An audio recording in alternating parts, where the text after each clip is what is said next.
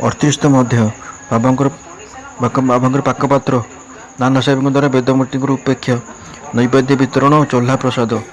ଗତ ଅଧ୍ୟାୟରେ ଚଭାଡ଼ିର ଭବ୍ୟ ସମାରୋହ କଥା ବର୍ଣ୍ଣନା କରାଯାଇଛି। ଏହି ଅଧ୍ୟାୟରେ ବାବାଙ୍କର ପାକପାତ୍ର ବା ହାଣ୍ଡି ତଥା ଅନ୍ୟାନ୍ୟ ବିଷୟରେ ଆଲୋଚନା କରିବା। ପ୍ରସ୍ତାବନା। ହେ ପ୍ରଭୁ ସଦ୍ଗୁରୁ ସାଇ କରୁଣାବତାର, ତୁମ ଚରଣରେ ସାଷ୍ଟାଙ୍ଗ ପ୍ରଣାମ। ହେ ବିଶ୍ୱର ସୁଖଦାତା, ଭକ୍ତ କଲ୍ୟାଣକାରୀ, ତୁମ ଉଦାର ହୃଦୟର ଅଧିକାରୀ, ଯେଉଁ ଭକ୍ତମାନେ ତୁମର ଅଭୟ ଚରଣ କମଳରେ ନିଜକୁ ସମର୍ପିତ କରନ୍ତି, ତୁମେ ତାଙ୍କର ସର୍ବଦା ରକ୍ଷା ଓ ଉଦ୍ଧାର କରିଥାଅ। ଭକ୍ତମାନଙ୍କର କଲ୍ୟାଣ ଏବଂ ପରିତ୍ରାଣ ନିମିତ୍ତ ତମେ ଅବତାର ଧାରଣ କରିଛ।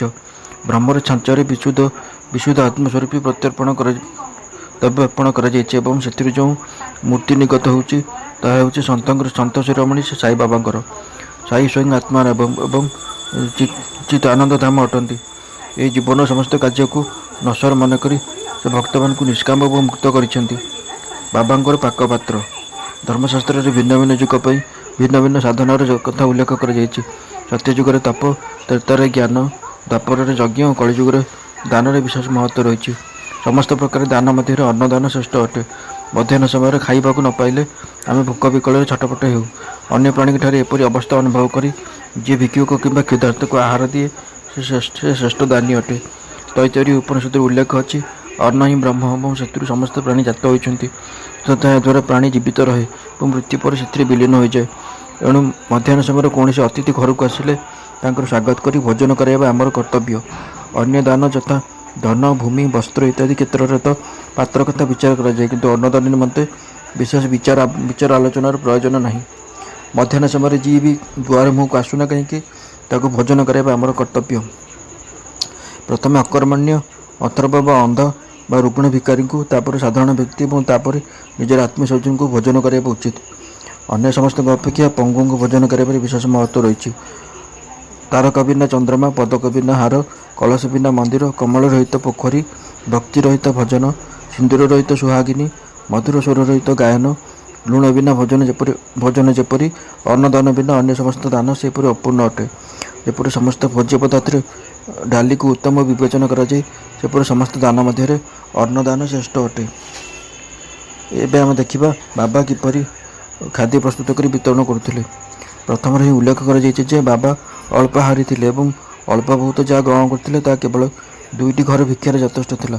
କିନ୍ତୁ ଯେତେବେଳେ ତାଙ୍କ ମନରେ ସମସ୍ତ ଭକ୍ତଙ୍କୁ ଭୋଜନ କରିବାର ଇଚ୍ଛା ଜାଗ୍ରତ ହେଲା, ଆରମ୍ଭରୁ ଶେଷ ପର୍ଯ୍ୟନ୍ତ ସମ୍ପୂର୍ଣ୍ଣ ବ୍ୟବସ୍ଥା ସେ ସ୍ୱୟଂ କରୁଥିଲେ। କାହା ଉପରେ ସେ ନିର୍ଭର କରୁନଥିଲେ କି କାହାକୁ ଏଥିପାଇଁ କଷ୍ଟ ଦେଉନଥିଲେ।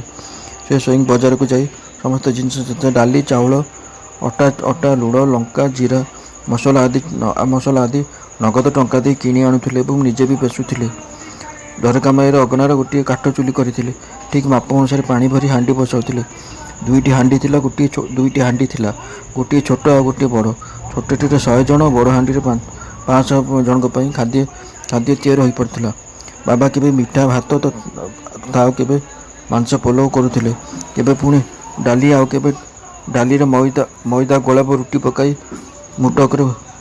ମୁଟକଲେ କରୁଥିଲେ। ଶିଳରେ ମସଲା ବାଟି ହାଣ୍ଡିରେ ପକାଉଥିଲେ। ଖାଦ୍ୟକୁ ରୁଚିକର କରିବା ପାଇଁ ସମସ୍ତେ ପ୍ରଯତ୍ନ କରୁଥିଲେ।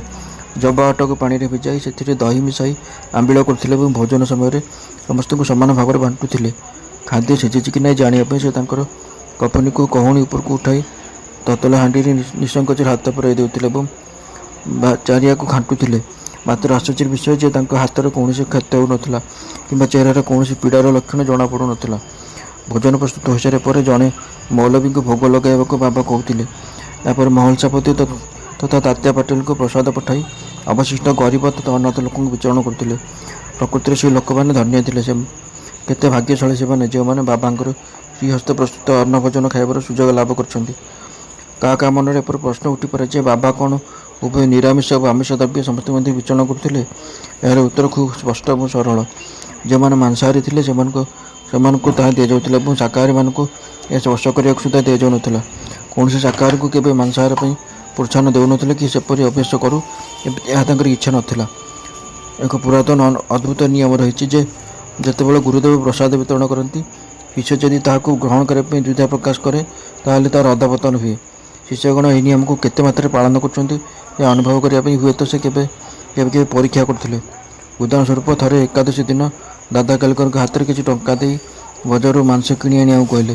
ଦାଦା କେଲକର ପୂର୍ଣ୍ଣ କର୍ମକାଣ୍ଡୀ ଥିଲେ ଏବଂ ପ୍ରାୟ ସମସ୍ତ ନିୟମକୁ ଜୀବନରେ ପାଳନ କରୁଥିଲେ।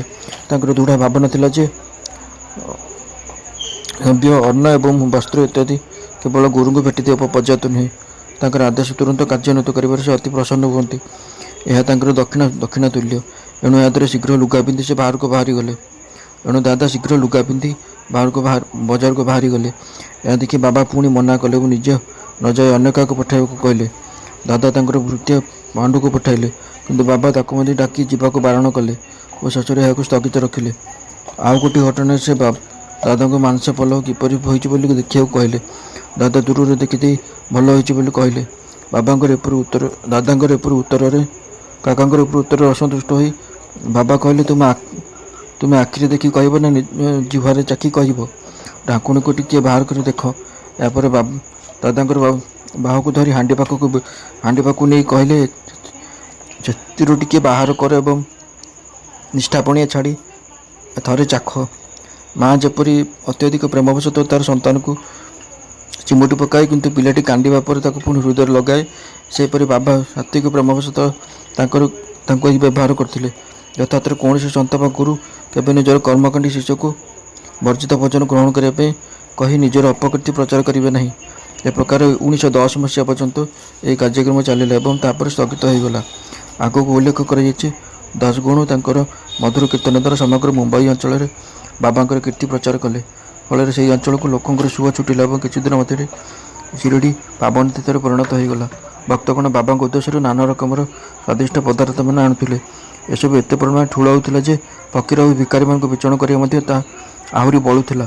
ସାଧାରଣ ଭକ୍ତମାନଙ୍କୁ ଭୋଗ ବିତରଣ କରିବା କଥା ବର୍ଣ୍ଣନା କରିବା ପୂର୍ବରୁ ଆମେ ଏବେ ନାନାସାହେବ ବନ୍ଦରକରଙ୍କ କଥା ବର୍ଣ୍ଣନା କରିବା, ଯାହା ସ୍ଥାନୀୟ ଦେବାଦେବୀ ଏବଂ ସେମାନଙ୍କ ବିଗ୍ରହ ପ୍ରତି ବାବାଙ୍କର ସମ୍ମାନ ଭାବର ପରିଚୟ ଦିଏ। ନାନାସାହେବଙ୍କ ଦ୍ୱାରା ଦେବମୂର୍ତ୍ତିର ଉପେକ୍ଷା। କିଛି ବ୍ୟକ୍ତି ସେମାନଙ୍କ କଳ୍ପନା ଅନୁସାରେ ବାବାଙ୍କୁ ବ୍ରାହ୍ମଣ ତଥା ଆଉ କିଛି ତାଙ୍କୁ ଯବନ ମନେ କରୁଥିଲେ। ତେବେ ବାସ୍ତବରେ ବାବାଙ୍କର କୌଣସି ଜାତି ନଥିଲା। ତାଙ୍କ ନିକଟରେ କେବଳ ଈଶ୍ୱରଙ୍କର ଗୋଟିଏ ଜାତି ଥିଲା। କେହି ବି ନିଶ୍ଚିତ ଭାବରେ ଏହା ଜାଣିନଥିଲେ ଯେ ସେ କେଉଁ କୂଳରେ ଜନ୍ମ ହୋଇଥିଲେ ଏବଂ ତାଙ୍କର ମାତା ପିତା କିଏ। ତାହେଲେ ତାଙ୍କୁ କିପରି ଯବନ କୁହାଯିବ? ଯଦି ସେ ଯବନ ଥିଲେ, ତାହେଲେ ମସଜିଦରେ କିପରି ସର୍ବଦା ଧୂନି ଜଳାଉଥିଲେ ଏବଂ ତୁଳସୀ ଗଛ କାହିଁକି ଲଗାଉଥିଲେ? ଶଙ୍ଖ, ଘଣ୍ଟ ତଥା ବାଦ୍ୟ ସଙ୍ଗୀତ ବଜାଇବାକୁ କିପରି ଅନୁମତି ଦେଉଥିଲେ?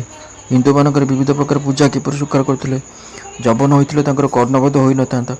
ପୁଣି ସେ ହିନ୍ଦୁ ମନ୍ଦିରଗୁଡ଼ିକରେ ଜୀର୍ଣ୍ଣୋଦ୍ଧାର କରିଥାନ୍ତେ କାହିଁକି? ହିନ୍ଦୁ ଦେବତାଙ୍କ ପୂଜା ତଥା ସମାନତାଙ୍କ ଉପେକ୍ଷାକୁ ସେ ବରଦାସ୍ତ କରୁନଥିଲେ। ଦିନେ ନାନାସାହେବ ବନ୍ଦରକର ତାଙ୍କୁ ଶକୁବିନିବେଲଙ୍କ ସହ ଶିରଡ଼ି ପହଞ୍ଚିଲେ। ଯେମିତି ସେମାନେ ଦ୍ୱାରକାମାରେ ପ୍ରବେଶ କରୁଛନ୍ତି, ବାବା ବାର୍ତ୍ତାଳାପ ଅବସ୍ଥାରୁ ହଠାତ୍ କ୍ରୋଧିତ ହୋଇ ଉଠି କହିଲେ, ତୁମେ ଦୀର୍ଘକାଳରୁ ମୋ ସାନ୍ନିଧ୍ୟରେ ରହିଛ, ତଥାପି ଏପରି ଆଚରଣ କରୁଛ? ନାନାସାହେବ ପ୍ରଥମେ ଏହାର ଅର୍ଥ କିଛି ବୁଝିପାରିଲେ ନାହିଁ। ଏଣୁ ତାଙ୍କ ଦ୍ୱାରା କିଛି ଭୁଲ ହୋଇଥିବା ଅନୁଭବ କରି କ୍ଷମା ପ୍ରାର୍ଥନା କଲେ। ବାବା ତାପରେ କହିଲେ, ତୁମେ କୋପରଗାଁରୁ କେବେ ବାହାରିଲ ଏବଂ ସେଠାରୁ କିପରି ଶିରଡ଼ି ପହଞ୍ଚିଲ? ଏପରି ନାନାସାହେବ ତାଙ୍କର ଭୁଲ ବୁଝିଗଲେ। ସାଧାରଣତଃ ଶିରଡ଼ି ଆସିବା ପୂର୍ବରୁ କୋପରଗାଁও ତଥା ଗୋଦାବରୀ ନଦୀ ତଟରେ ଅବସ୍ଥିତ ଶ୍ରୀ ଦତ୍ତ ଭଗବାନଙ୍କର ସେ ପୂଜା କରି ଆସୁଥିଲେ, କିନ୍ତୁ ଏଥର ସେଥିରେ ତ୍ରୁଟି ହୋଇଥିଲା। ତାଙ୍କ ସହ ଥିବା ତାଙ୍କର ବନ୍ଧୁ ଦତ୍ତ ଉପାସକ ହୋଇଥିବା ସତ୍ତ୍ୱେ ବିଳମ୍ବ ହେବା ଆଶଙ୍କାରେ ସେ ତାଙ୍କୁ ମଧ୍ୟ ଦତ୍ତ ମନ୍ଦିର ଦ୍ୱାରକୁ ଯାଇ ପୂଜା କରିବାକୁ ନିବୃତ୍ତ କରି ତରବର ହୋଇ ଶିରଡ଼ି ଚାଲି ଆସିଲେ।